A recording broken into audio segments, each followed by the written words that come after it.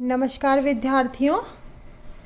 MA पूर्वार्ध के प्रथम पेपर के अंतर्गत आज हम कामायनी के कुछ महत्वपूर्ण पदों की व्याख्या करेंगे, उनके अर्थ को जानेंगे।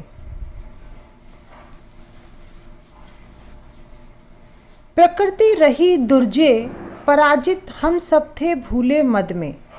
भोले थे हाँ तिरते केवल विलासिता के नद में। वे सब डूबे डूबा उनका वैभव, बन गया पारावार। उमड़ रहा था देव सुखों पर दुख जलधि का नाद अपार। इस अंश की व्याख्या करने से पहले हम थोड़ी सी कामायनी के बारे में समझ लें। कामायनी मानवता के इतिहास की कहानी है और उसमें बताया है कि किस प्रकार जब विलासिता, अहंकार चरम सीमा पर पहुंच जाते हैं तो प्रकृति कैसे संतुलन स्थापित करती है, उसका इसमें चित्रण किया गया है। कामायनी की जो विकासात्मक कहानी है वह 15 सर्गों में है। 15 सर्ग इस प्रकार हैं: चिंता, आशा, श्रद्धा, काम, वासना, लज्जा, कर्म, ईर्षा, इड़ा, स्वप्न, संघर्ष, निर्वेद, दर्शन, रहस्य और 15वां सर्ग है आनंद सर्ग। चिंता सर्ग कामायनी का पहला सर्ग है और आनंद सर्ग कामायनी का अंतिम सर्ग है।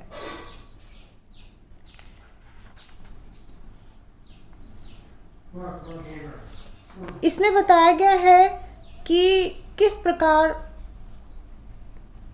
देवों की विलासिता के कारण, उनके अहंकार, दंभ के कारण समस्त जो विश्व है वो एक पारावार बन जाता है, प्रलय आ जाती है और उस प्रलय में केवल मनु बचते हैं। मनु की जो नौका है वो हिमालय के उच्च शिखर पर पहुंच जाती है और वो वहाँ पर बैठे हुए हैं और चारों तरफ प्रलय का मंजर देख करके बड़े ही दुखी हो रहे हैं।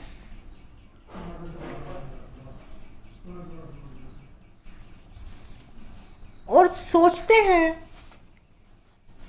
कि ये सब क्या है। एकांत में बैठ कर के वो इस बात पर विचार करते हैं कि देव जाति तो अमर थी, फिर ऐसा क्या हुआ कि जो जाति अमर थी उसका ऐसा हाल हुआ, विनाश हो गया पूरा। और वो ये निष्कर्ष निकालते हैं कि दुर्जय तो यह प्रकृति है। ये जो प्रकृति है उसको कोई नहीं जीत सकता है और जो ये सोचता है कि मैं इस प्रकृति पर अपना अधिकार जमा लूँगा, इसे मैं जीत लूँगा, वो सब उनकी भूल ही होती है। इसी क्रम में मनु कहते हैं, पहले एक बार इसके संदर्भ को हम जानें कि यह जयशंकर प्रसाद द्वारा रचित कामायनी के चिंता सर्ग से लिया गया है। चिंता सर्ग कामायनी का पहला सर्ग है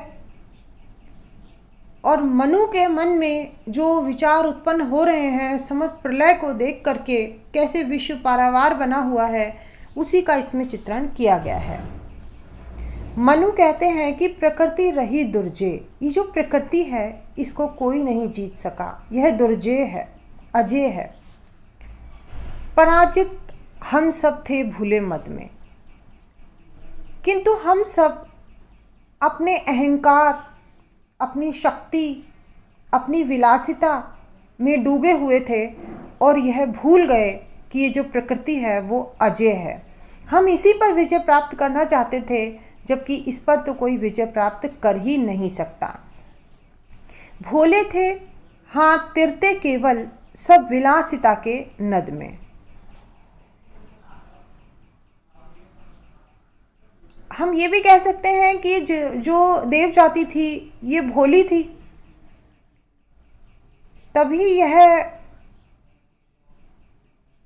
यहाँ भोले से अपन भूले का भी अर्थ ले सकते हैं कि तभी जो थे ये इस बात को भूल गए, विस्मृत हो गए और तिरते केवल सब विलासिता के नद में। और विलासिता का जो समुद्र था उसके अंदर ही ये तैर रहे थे, अर्थात आमोद प्रमोद में लिप्त थे। वे सब डूबे, सब डूब गए। डूबा उनका वैभव, उनका जो समस्त वैभव था, उनका जो साम्राज्य था, वो सब डूब गया। बन गया पारावार, चारों ओर सब तरफ उसके ऊपर समुंदर ही बन गया। उमड़ रहा था देव सुखों पर दुख जलधि का नाद अपार। उस दृश्य को देखकर ऐसा लग रहा था कि जो समस्त देव सुख थे, उन देव सुखों के ऊपर दुख रूपी जो समुद्र है, अपार समुद्र, नाद अर्थात गर्जना करता हुआ बह रहा था, उस पर छा गया था। कहने का तात्पर्य कि जब प्रलय हुई, जल प्लावन हुआ, तो देवताओं का सब कुछ खत्म हो गया। उनके सुख, उनका वैभव, उनका साम्राज्य, उनका अहंकार, उनका दंभ सब नष्ट हो गया और सबके ऊपर अब जल ही जल दिखाई दे रहा था। प्रसाद जी जिस भाषा का प्रयोग करते हैं वो चित्रात्मक भाषा होती है। जब हम इसे पढ़ते हैं तो हमारी आंखों के सामने वो सब कुछ उपस्थित हो जाता है, साकार हो जाता है। ये उनकी एक बड़ी विशेषता है। बहुत सरल शब्दों में अपने भावों को वो अभिव्यक्ति प्रदान करते हैं और इसके माध्यम से यह सीख देते हैं कि जो मनुष्य अपने पर अहंकार करता है, घमंड करता है, उसका पतन अवश्य होता है। इसलिए ये जो समस्त चीज़ें हैं ये नाशवान हैं, इन पर घमंड नहीं करना है। हमारा कुछ नहीं है, सब कुछ जो है वो इस सृष्टि का है, इस प्रकृति का है। यह मान करके हमको अपना सात्विक जीवन यापन करना चाहिए। अब हम अगले अंश पर आते हैं। दुख की पिछली रजनी बीच विकसता सुख का नवल प्रभात, एक पर्दा यह झीना नील छिपाए हैं जिसमें सुख गात। जिसे तुम समझे हो अभिशाप, जगत की ज्वालाओं का मूल, ईश का वह रहस्य वरदान, कभी मत इसको जाओ तुम भूल।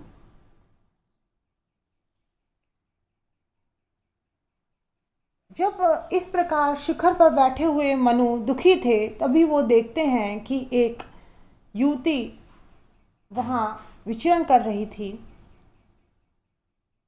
और फिर वो उससे पूछते हैं कि तुम कौन हो। वह अपना परिचय देती है कि मैं किस प्रकार घूमती हुई यहाँ आ गई थी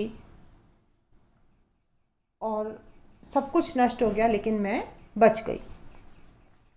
मनु बहुत चिंतित थे और उनके अंदर एक द्वंद्व चल रहा था।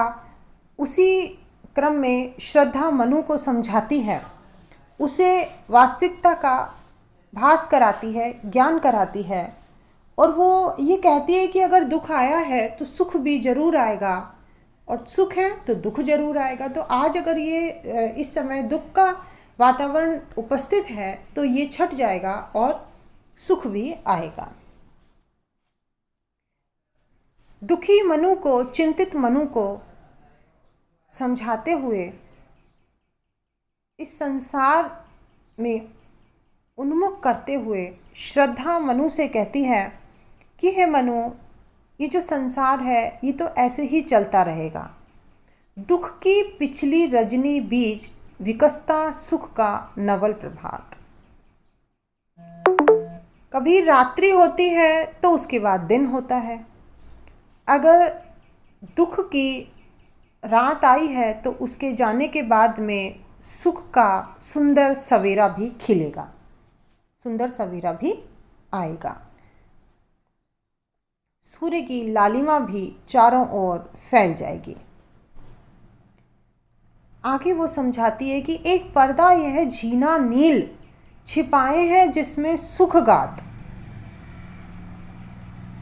वो कहती है कि जो यह प्रकृति है उसने अपने अंदर अगर दुख छिपा रखे हैं तो अपने अंदर सुख भी छिपा रखे हैं। अगर दुख की रात वह दिखाती है तो सुख का सवेरा भी उसके अंदर समाया हुआ है। ऐसा कभी नहीं होता कि हमेशा दुख ही दुख चलता रहे या हमेशा सुख ही सुख चलता रहे। ये एक चक्र है। जिस प्रकार से रात्रि होती है, रात्रि होने पर आकाश में चंद्रमा आ जाएगा, तारे आ जाएंगे, कालिमा आ जाएगी, लेकिन उन सब के पीछे भी सूरज छिपा रहता है, उसका प्रकाश उसमें छिपा रहता है। और जब ये कालिमा छटती है तो वही सूरज जो है अपना सवेरा लेकर के आ जाता है। तो हर चीज़ का समय होता है, समय आने पर सुख होता है और समय आने पर दुख होता है। जिस प्रकार समय आने पर चंद्रमा उदित होता है और समय आने पर ही सूरज उदित होता है। वो कहते हैं कि जिसे तुम समझ रहे हो अभिशाप, जगत की ज्वालाओं का मूल। श्रद्धा मनु को आगे समझाती हुई कहती है कि मनु, जो ये चारों तरफ जो ज्वालाएं फैल रही हैं, जो विध्वंस की ज्वालाएं हैं, तुम सोच रहे हो कि ये सब अभिशाप है, इनके कारण जीवन अभिशाप बन गया। ईश का वह रहस्य वरदान कभी मत जाओ इसको भूल। लेकिन ये कभी मत भूलना कि ये भी ईश्वर का वरदान ही है। ईश्वर इस सृष्टि को सामान्य बनाने के लिए, इसमें संतुलन स्थापित करने के लिए वो इसे ऐसा करता है। क्योंकि अगर किसी जीवन में संघर्ष ही नहीं होगा तो भी वह जीवन जीवन नहीं है। इस जीवन में वो परमेश्वर, वो परमात्मा, वो ब्रह्म, वही इसका संहार करता है, वही इसका नाश करता है। नाश अगर होता है तो फिर निर्माण होता है, फिर विकास होता है। तो हमें इस बात को कभी भी नहीं भूलना है। श्रद्धा के माध्यम से मनु को समझाना इस बात का भी प्रतीक है कि जो नारी होती है वो धैर्य की देवी है। हर स्थिति में वो कभी भी डगमगाती नहीं है। और इसीलिए जब आज पुरुष हताश हो गया है, चिंतित हो गया है, तो नारी ही उसे समझा रही है और पुनः इस संसार में जोड़ने के लिए उसे समझाती है। इस पद के माध्यम से ये भी बताने का प्रयास किया है कि प्रकृति के नियमों के अंतर्गत ही जीवन चलना चाहिए। अगर हम प्रकृति के नियमों को तोड़ेंगे तो वो प्रकृति हमें तोड़ करके रख देगी। इसलिए प्रकृति और मनुष्य के बीच में सही सामंजस्य होना चाहिए, जैसे दिन और रात के बीच में है।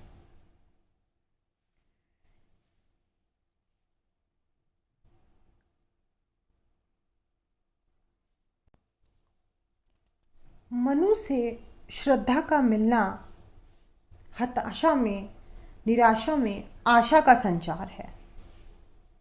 और जब मनु पूछते हैं श्रद्धा से कि तुम कौन हो और ये पतझड़ में बसंत की तरह कैसे आ गई हो, तो वो कहती है कि मैं गंधर्व देश की रहने वाली हूँ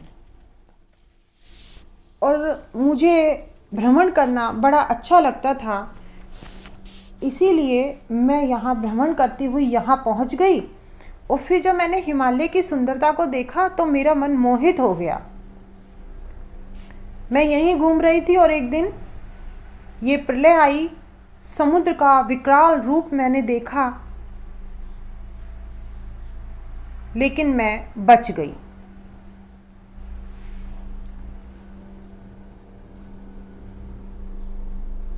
और फिर जब मैंने देखा यहाँ पर कि कोई अन्न रखा हुआ था बलि के लिए, अर्थात पहले क्या होता था कि जब मनुष्य कोई भी भोजन करता था तो वो थोड़ा सा करने से पहले निकाल देता था, जो किसी भी कौवे के लिए या हम कहें किसी पक्षी के लिए या किसी जानवर के लिए वो होता था, भोग होता था।